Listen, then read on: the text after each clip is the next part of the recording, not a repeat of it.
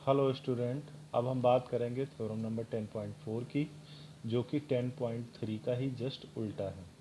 ठीक है, इनवर्स है। क्या कह रहे हैं? Line drawn through the centre of a circle. एक सर्किल है, ठीक, और सर्किल के सेंटर से होते हुए एक लाइन हमने खींची किसी कॉर्ड पे। कॉर्ड कौन सा था? ए बी था।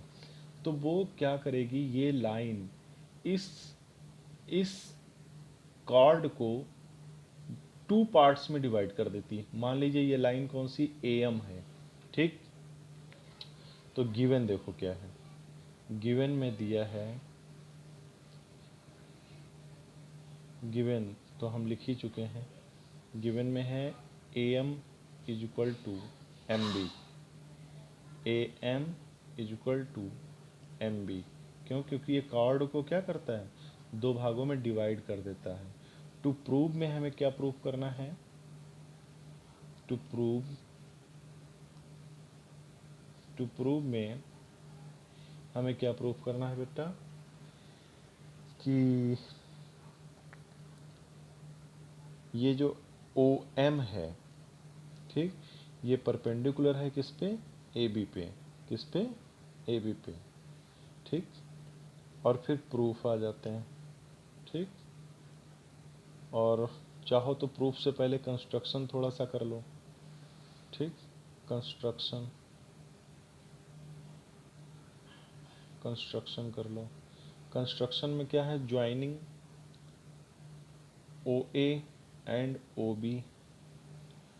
Join O A and O B. O A और ओ बी को ज्वाइन करना है, ठीक है बेटा। अभी आ जाते हैं प्रूफ में। प्रूफ में क्या प्रूफ करना है? देखो, in triangle O A M, O A M, ठीक, O A M and triangle O B M, O B M. सबसे पहले तो ये साइड इस साइड के बराबर है। ओ ए बराबर ओ बी। क्या है ये रीजन? क्योंकि ये दोनों क्या हैं? रेडियस हैं, radius of the same circle, of the same circle, radius है। उसके बाद में O M is equal to O M क्या है? कॉमन है। ये तो कॉमन है भाई, है कि नहीं? भाई ओ एम इस ट्रायंगल में भी पड़ता है, इस ट्रायंगल में भी पड़ता है। और A M is equal to M B, ये गिवन था, क्योंकि उन्होंने कहा था ना शुरुआत में कि अगर हम सेंटर से होते हुए एक लाइन कॉर्ड पे खींचते हैं तो वो कॉर्ड को टू पार्ट्स में डिवाइड कर देता है, यानी कि बाइसेक्ट कर देता है। तो A M is equal to M B ये पहले से गिवन था। तो देखो तीन कंडीशन हो गई, एक ये, एक एक ये भी साइड, ये भी साइड, ये भी side. Then by side side side rule,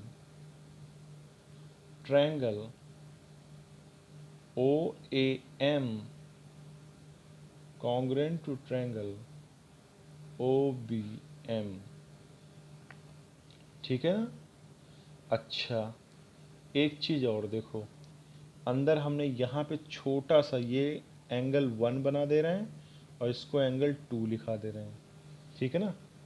ध्यान देना भाई, ये एंगल 1 लिखा हुआ है और ये एंगल 2। बहुत भाई फिगर बहुत छोटा बना है, इसलिए ध्यान देना, थोड़ा सा बड़ा बना देते हैं भाई फिगर। ये ऐसे,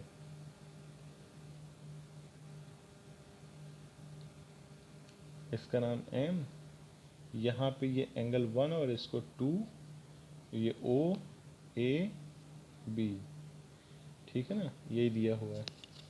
और हमने कैसे प्रूफ किया है? ये साइड इसके बराबर है और ये साइड इसके बराबर है और ये तो कॉमन है। तो then by C P C T, then by C P C T, angle 1 is equal to angle 2। यहाँ से एक बात निकल के आई कि एंगल 1 इक्वल टू एंगल 2, इसको हम लोग इक्वेशन फर्स्ट मान लेते हैं। नाउ वी हैव हम जानते हैं कि एंगल 1 प्लस एंगल 2 दोनों का अगर हम ऐड कर दें, एंगल 1 और एंगल 2 को यहाँ से लगा के यहाँ तक टोटल अगर हम ऐड कर दें तो ये कितना हो जाएगा बेटा, 180 डिग्री हो जाएगा कि नहीं।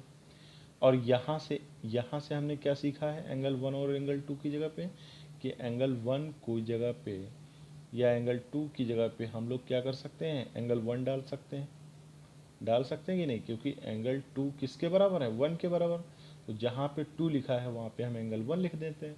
ये हो जाएगा 2 एंगल 1 180, 2 से ये कट हो जाएगा तो 90, यानी आ गया एंगल 1 इक्वल टू 90 डिग्री। ठीक, और इसका मतलब ये हुआ कि एंगल 1 और एंगल 2 दोनों ही कितने हो जाएंगे, 90 डिग्री। भाई इसमें से एक का पता चल गया कि अगर ये 90 है तो रेस्ट वाला 90 हो जाएगा, और 90 तो तभी होगा, इसका मतलब क्या हुआ, इसका मतलब ये हुआ कि भैया अगर ये 90 है, ठीक, तो ये ओ एम जो है, ओ एम जो है ए बी पे क्या होगा, परपेंडिकुलर होगा। तभी तो ऐसा हुआ, तभी तो ये 90 आ रहा।